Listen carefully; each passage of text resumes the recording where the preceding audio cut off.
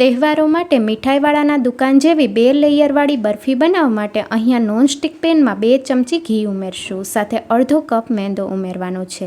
Medium two લો ગેસની flame ઉપર મેંદાને સારી રીતે શેકી લઈશું। તો અહીંયા મેંદાને આપણે વધારે નથી શેકવાનો, બરફીમાં કાચો ટેસ્ટ ન આવે એ માટે આપણે હલકો બ્રાઉન કલરનો થાય ત્યાં સુધી શેકવાનો છે।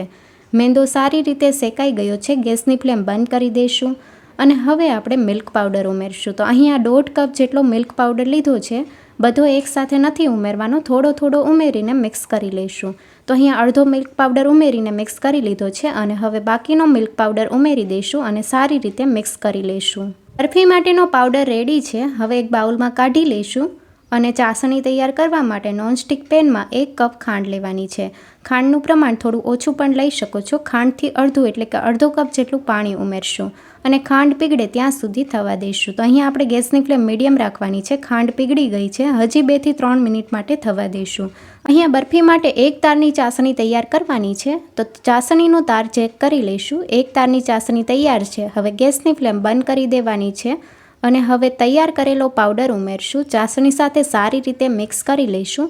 શરૂઆતમાં મિક્સર થોડું ઢીલું લાગશે, પણ જેમ મિક્સ કરશો તેમ મિક્સર પેનની સપાટી છોડવા લાગશે। તો તમે જોઈ શકો છો આ રીતે ડો ફોર્મમાં આવી ગયું છે। બરફી માટેનું મિક્સર રેડી છે, મિક્સર જરા પણ પેનમાં ચોંટતું નથી અને પેનની સપાટી છોડવા લાગ્યું છે। તો હવે તૈયાર કરેલું મિક્સર એક પ્લેટમાં કાઢી લઈશું। મિક્સરને ગરમ હોય ત્યારે જ આ પ્રોસેસ કરી લેવાની છે। મિક્સરને મસળી લઈશું જેથી મિક્સર એકદમ સ્મૂથ તૈયાર થઈ જશે। હવે અડધામાંથી પણ અડધું એટલે કે ચોથા ભાગનું મિક્સર અલગ કાઢી લઈશું, તેમાં આપણે ફૂડ કલર ઉમેરવાનો છે અને બાકી વધારાનું મિક્સરને એક બાઉલમાં કાઢી લઈશું। જે ઓછું મિક્સર છે તેમાં ઓરેન્જ ફૂડ કલર ઉમેરીને મિક્સ કરી લઈશું। ફૂડ કલર સારી રીતે મિક્સ થઈ ગયો છે। પ્લેન મિક્સરને આપણે આંગળીની મદદથી ફ્લેટ કરી લઈશું અને પછી વેલણથી વણી લેવાનું છે જેથી એક સરખું લેવલમાં આવી જશે। આ થિકનેસ થોડી જાડી રાખવાની છે અને ઓરેન્જ કલરની થિકનેસ થોડી પાતળી રાખી છે।